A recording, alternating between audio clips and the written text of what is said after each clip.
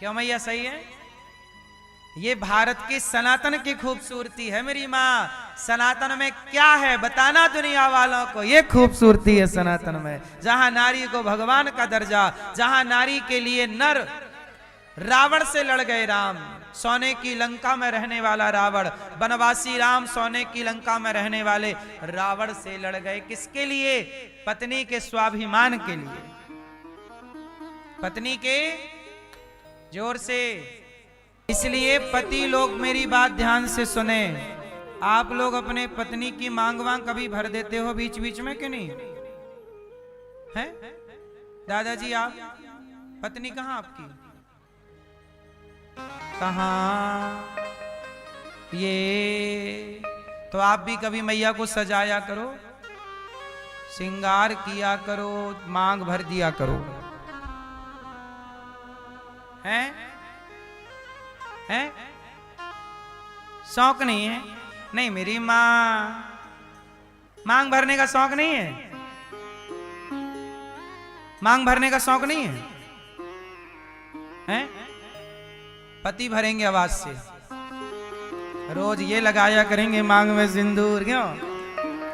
फिर पति को भी पत्नी का ख्याल रखना चाहिए, नहीं रखना चाहिए? फिर कभी मांग भर दो, कभी श्रृंगार। राम जी सजा रहे हैं सीता मैया को, बालों में फूल लगा रहे हैं, फूलों की माला। राम जी सीता जी का श्रृंगार करते हैं। तो ये पति पत्नी का सुख है। पति पत्नी दोनों खुश रहा करिए। और पत्नियां तब ज्यादा खुश रहती हैं जब उनका पति उनका ज्यादा ख्याल रखता है। तो आप ज्यादा ख्याल रखो। लाओ मांग में भर दूं, क्यों दर्द पालती हो आंच में, है ना?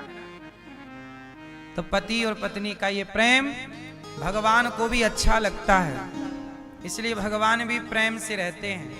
लक्ष्मी जी चरण दबा रही हैं, भगवान नारायण प्रेम से टुकुर टुकुर लक्ष्मी जी को देखते रहते हैं।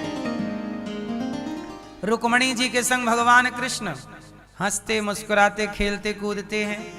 तो गृहस्थ का आनंद हमारे भगवान ले रहे हैं। पर यही सनातन की बात। कब आएगा मेरा सावरिया, कब आएगा मेरा जीव का। और जब मैं ईश्वर से मिलूंगा, जब आप भगवान से मिलेंगे, उस मिलन का नाम भी रास होगा। और भगवान की रास लीला नित्य लीला है।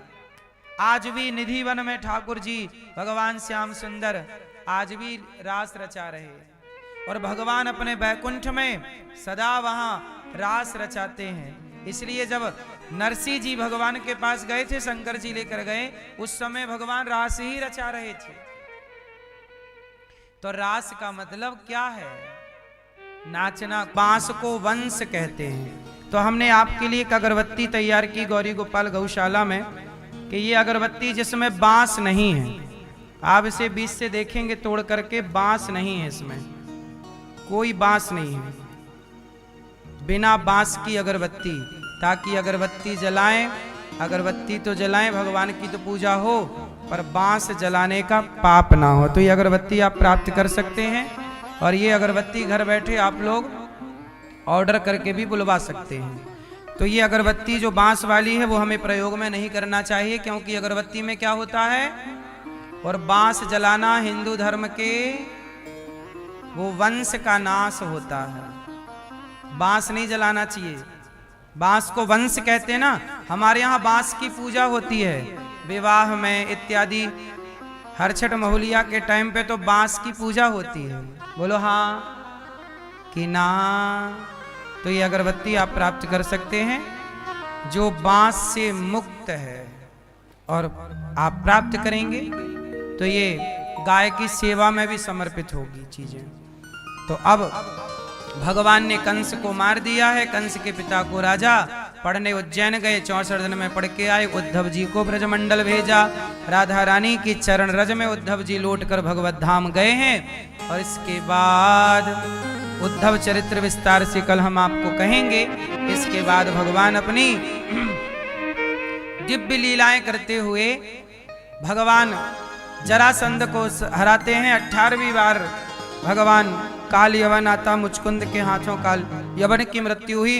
भगवान द्वारिका का निर्माण करते हैं, द्वारिकाधीश कहलाते हैं। बोलिए द्वारिकाधीश भगवान की जय। इसके बाद भगवान बड़े भाव से, बड़े प्रेम से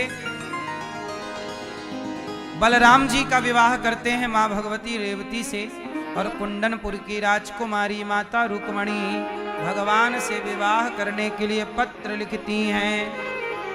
क्या कहती हैं? श्रुत्वा गुणान भुवन सुंदर शृण्वतां ते निर्विश्य कर्ण विवरैर हरतोंगतापम रूपम दृशाम दृशिमताम अखिलार्थिलाभम। कहा कि प्रभु आपसे विवाह करूंगी वरना कुंवारी। भगवान को पता चला, वायु के वेग से भगवान दौड़े हैं, रुक्मणी मैया का हाथ पकड़ करके भागे। बोलिए रुक्मणी हरण भगवान। सियावर राम जय जय राम, मेरे प्रभु राम